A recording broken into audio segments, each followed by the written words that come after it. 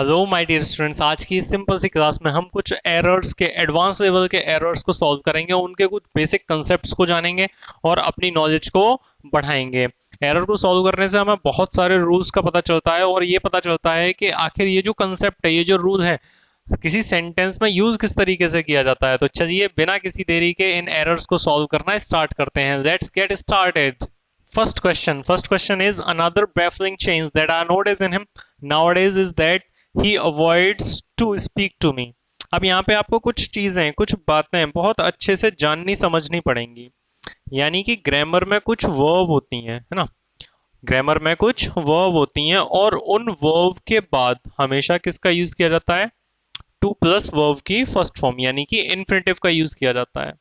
वहीं कुछ दूसरी वर्ब होती हैं, उन वर्ब के साथ हमेशा किसी जेरन फॉर्म, इसको इन्फिनेटिव बोलते हैं, और वर्ब फर्स्ट आईएनजी को आप क्या बोलते हैं? जेरन बोलते हैं। ठीक है। तो कुछ वर्ब्स ऐसी होती हैं जिनके साथ में टू और वर्ब फर्स्ट का यूज किया जाता है। कुछ वर्ब ऐसी होती हैं जिनके साथ में वर्ब फर्स्ट आईएनजी का यूज किया जाता है। एग्जाम्पल देखते हैं इनके, कुछ प्यारे से एग्जाम्पल आपकी तरह। जैसे कि अगर हमारे सेंटेंस में कभी भी क्या आ जाए? वांट आ जाए। क्या आ जाए? वांट। तो वांट के बाद हमेशा टू प्लस वर्ब की फर्स्ट फॉर्म का यूज करना है। वांट के बाद किसका यूज करना होता है? टू प्लस वर्ब की फर्स्ट फॉर्म का यूज करना होता है। किसके बाद? वांट के बाद। अगर हमारे सेंटेंस में कभी भी वांट आ जाए, क्या आ जाए? वांट आ जाए, तो वांट के बाद हम किसका यूज करेंगे? वर्ब की फर्स्ट फॉर्म का यूज करेंगे। समझे आप? ठीक है। लेकिन कुछ वर्ब्स ऐसी होती हैं जिनके साथ में हम वर्ब फर्स्ट आईएनजी का यूज करते हैं। कुछ वर्ब ऐसी होती हैं जिनके साथ हम वर्ब फर्स्ट आईएनजी का यूज करते हैं। ठीक है। अब उन्हीं वर्ब्स में से एक है अवॉइड। क्या है? अवॉइड है। ठीक है। तो अगर कभी भी आपके सेंटेंस में अवॉइड वर्ब आ जाए, क्या आ जाए? अवॉइड। और इसकी तरह और क्या हो सकता है? अवॉइड की जगह पर स्टार्ट हो सकता है, स्टॉप हो सकता है ना। तो इस तरीके की कई वर्ब होती हैं जिनके बाद में वर्ब फर्स्ट आईएनजी का यूज करना है, ना कि टू और वर्ब फर्स्ट फॉर्म का। तो अब हमें पता चल गया कि ये जो अवॉइड है, ये एक ऐसी वर्ब है जिसके बाद में जेरन फॉर्म आती है। जेरन फॉर्म यानी कि वर्ब फर्स्ट आईएनजी। तो यहां से हम इस टू को हटाएंगे और इसमें हम क्या लगा देंगे? आईएनजी लगा देंगे। ठीक है। तो ये हो जाएगा nowadays is that he avoids speaking to मी।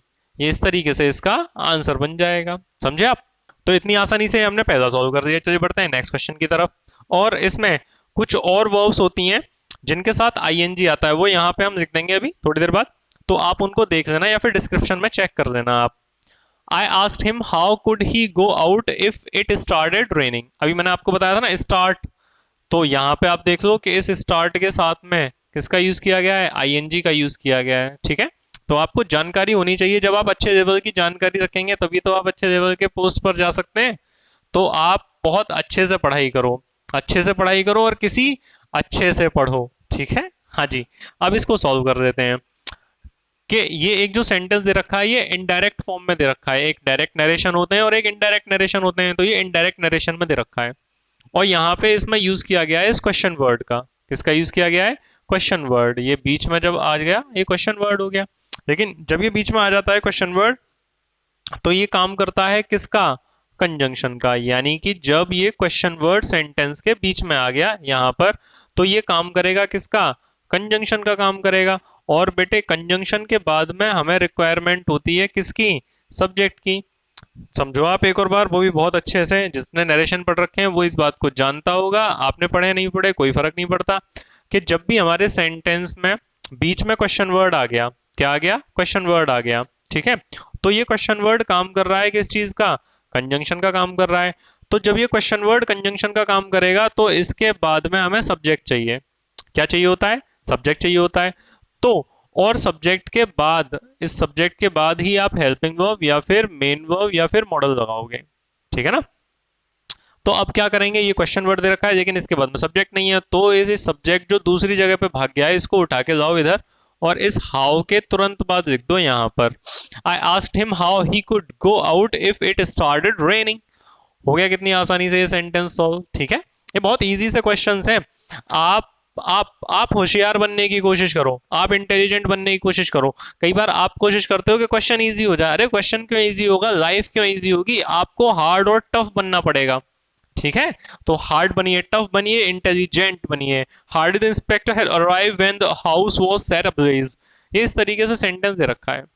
तो ये जो वर्ड लिखा हुआ है हार्डली, क्या लिखा हुआ है? हार्डली। तो ये जो हार्डली वर्ड है ये एक नेगेटिव एडवर्ब है। ये क्या है? ये एक नेगेटिव एडवर्ब है। तो जब भी हमारे सेंटेंस की स्टार्टिंग नेगेटिव एडवर्ब से हो जाए, किससे हो जाए? नेगेटिव एडवर्ब से। जब भी हमारे सेंटेंस की स्टार्टिंग नेगेटिव एडवर्ब से हो, जब भी हमारे सेंटेंस की स्टार्टिंग किससे हो जाए? नेगेटिव एडवर्ब से हो जाए, ठीक है। तो आपको क्या करना होता है कि इस नेगेटिव एडवर्ब के साथ रूल लगाना होता है इनवर्जन का। किसका रूल लगाना होता है? इनवर्जन का रूल लगाना होता है। नेगेटिव एडवर्ब के साथ में जो आप रूल लगाते हो सेंटेंस में, उस रूल का नाम होता है इनवर्जन। क्या होता है? इनवर्जन। इनवर्जन का मतलब है सब्जेक्ट बाद में, हेल्पिंग वर्ब पहले। सब्जेक्ट बाद में, हेल्पिंग वर्ब पहले। हाँ जी, ये इनवर्जन है। और जितने भी आप इंटेरोगेटिव्स बनाते हो उनमें भी आप इनवर्जन का यूज करते हो कि जो सब्जेक्ट होता है वो बाद में होता है, लेकिन जो हेल्पिंग वर्ब होती है वो पहले होती है, ठीक है। तो ये इनवर्जन का रूल होता है। कौन सा रूल होता है? ये इनवर्जन का रूल होता है, ठीक है। तो जब भी सेंटेंस नेगेटिव एडवर्ब से स्टार्ट होगा तब भी इन्वर्जन। इन्वर्जन का मतलब पहले हेल्पिंग वर्ब और उसके बाद में सब्जेक्ट, ये रूल हुआ इन्वर्जन। और सेंटेंस इंटेरोगेटिव नहीं है तो इसीलिए लास्ट में आपको फुल स्टॉप लगाना है, ठीक है, क्वेश्चन मार्क मत लगा देना।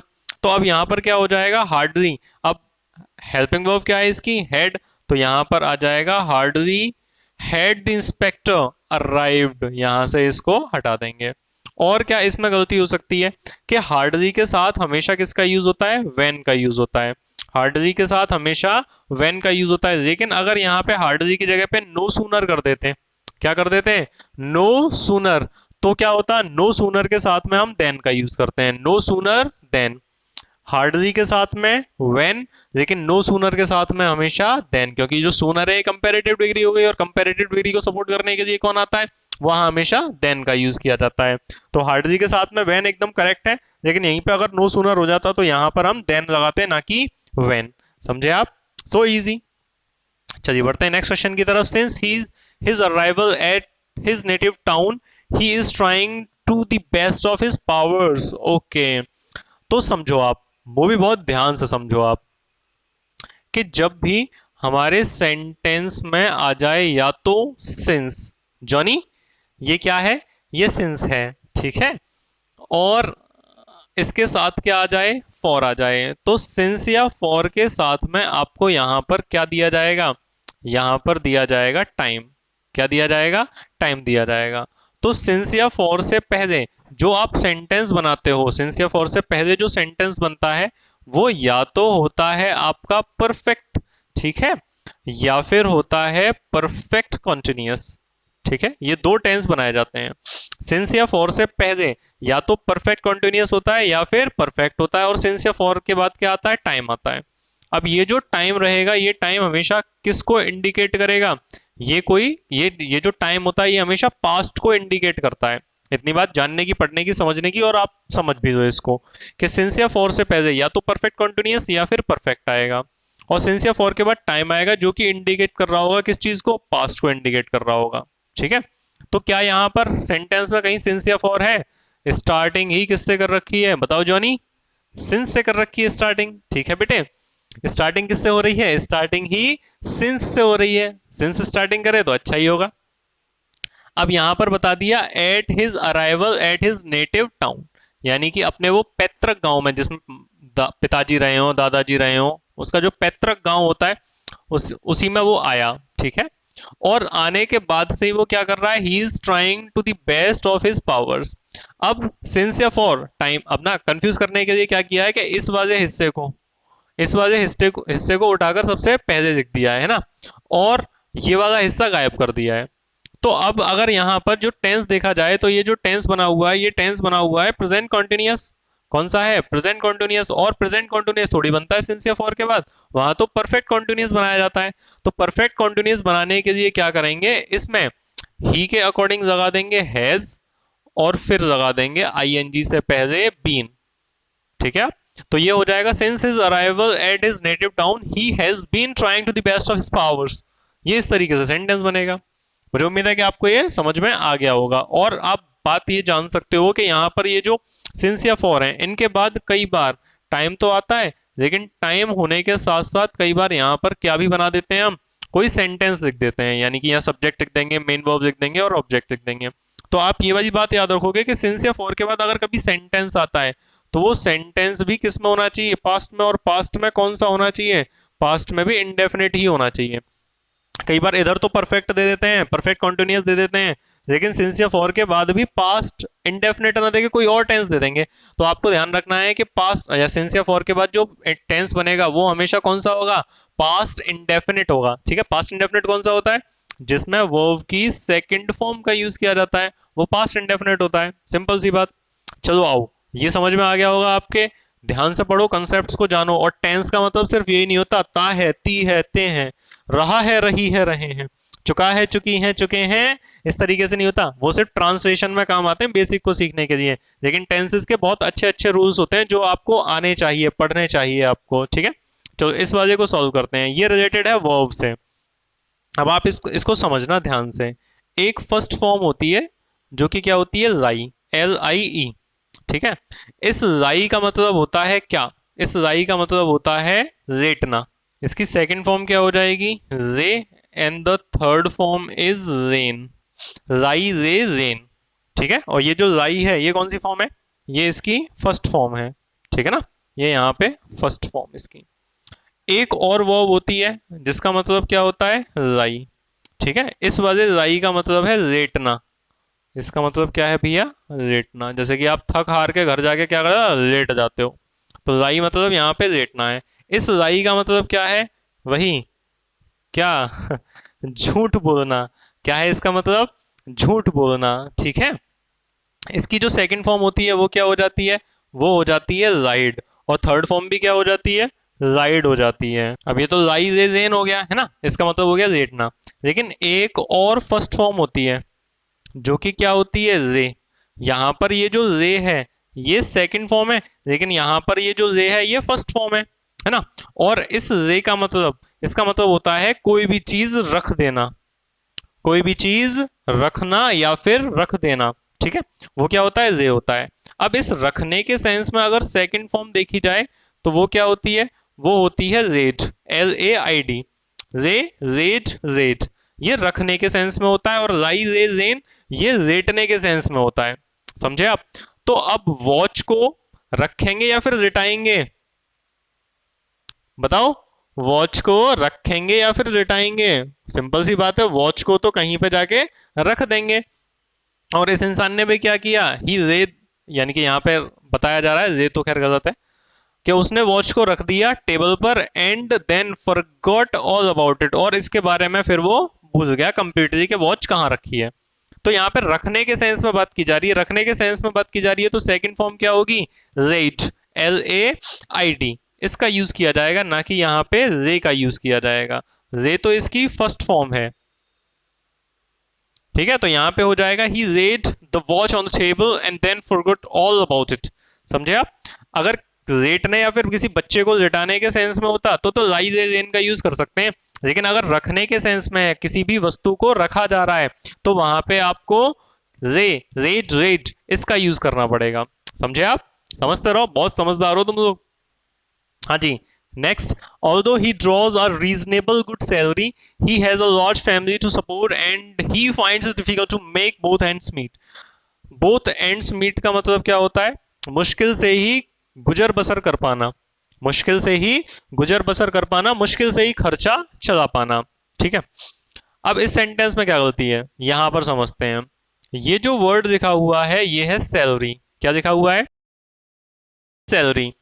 अब ये जो सैलरी है, ये सैलरी की विशेषता, सैलरी की क्या विशेषता है कि ये यहाँ पे अच्छी है सैलरी, गुड। ठीक है ना भैया। अब ये हो गया कोई नाउन, नाउन को क्वालिफाई करने के लिए क्या आ गया, एडजेक्टिव। अब एडजेक्टिव को जो क्वालिफाई करता है वो कौन होता है, हाँ जी, वो होता है कौन, वो होता है एडवर्ब। एडजेक्टिव को कौन क्वालिफाई करेगा, एडवर्ब करेगा। लेकिन अगर किसी वर्ड के लास्ट में एबल आ रहा है, क्या आ रहा है, एबल आ रहा है, तो वो वर्ड तो खुद क्या है, वो खुद एडजेक्टिव है ना। तो एडजेक्टिव एडजेक्टिव को क्वालिफाई नहीं कर सकता। एडजेक्टिव एडजेक्टिव को क्वालिफाई नहीं कर सकता, नाउन को और प्रोनाउन को क्वालिफाई कर सकता है एडजेक्टिव। लेकिन अगर एडजेक्टिव को क्वालिफाई करना हो या फिर वर्ब को क्वालिफाई करना हो तो उसके लिए हम हमेशा यूज करते हैं एडवर्ब का। तो अगर किसी एबल वाले वर्ड का एडवर्ब बनाना है तो क्या कर देंगे, वहां पर कर देंगे ably, A B L Y कर देंगे। अगर ए बी एल वाई कर देंगे तो क्या बन जाएगा, फिर वो एडवर्ब बन जाएगा। तो ऐसे ही यहाँ पे से ई हटा देंगे और इसकी जगह पे एल वाई लगा देंगे, रीजनेबली। एक एल तो पहले से ही लगा हुआ है वहां पे। हाँ जी, अब यहाँ पर बस क्या कर देंगे, वाई कर देंगे, रीजनेबली गुड सैलरी। बस हो गया सेंटेंस सही। चलो बढ़ते हैं नेक्स्ट क्वेश्चन की तरफ। Biotechnology offers significant benefits and, यहाँ पे डिसेंट है, ये थोड़ी सी टाइपिंग मिस्टेक है। Decent, decent attention has not been focused to this vital area.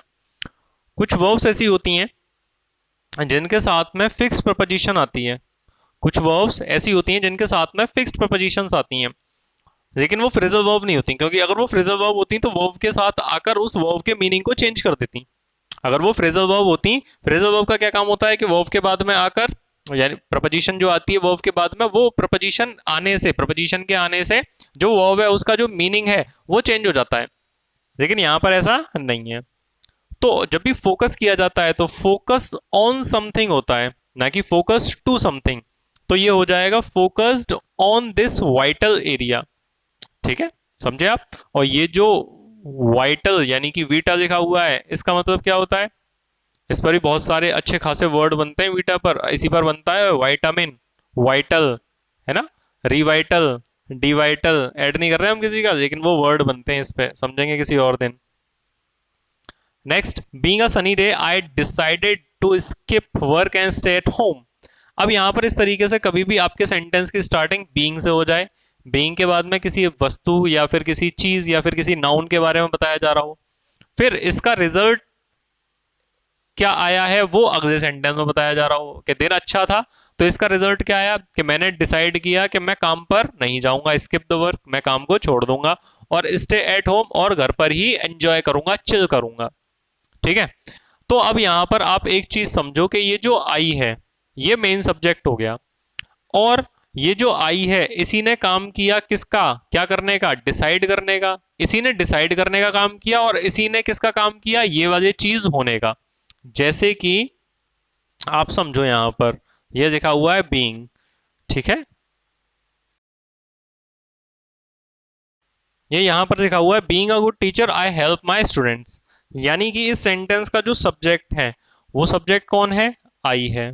ठीक है, ये आई ही क्या काम कर रहा है, हेल्प करने का काम कर रहा है, और ये आई ही क्या है, गुड टीचर है। यानी कि दोनों एक ही सब्जेक्ट हैं, ये आई ही हेल्प करने का काम करता है और ये आई ही अच्छा टीचर है। लेकिन क्या इस सेंटेंस में ऐसा है कि आई ही डिसाइड कर रहा है, वो तो ठीक है, लेकिन ये जो आई सब्जेक्ट है, क्या ये ही अच्छा दिन है, ये अच्छा दिन तो नहीं है। ठीक है ना भैया, हाँ हमारा दिन तो अच्छा है।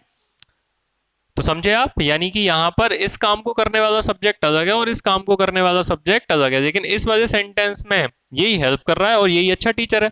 तो इस डे के लिए यहाँ पर एक सब्जेक्ट लगाना पड़ेगा, और ये डे, मंथ, ईयर, इनके लिए क्या सब्जेक्ट होता है, इट होता है।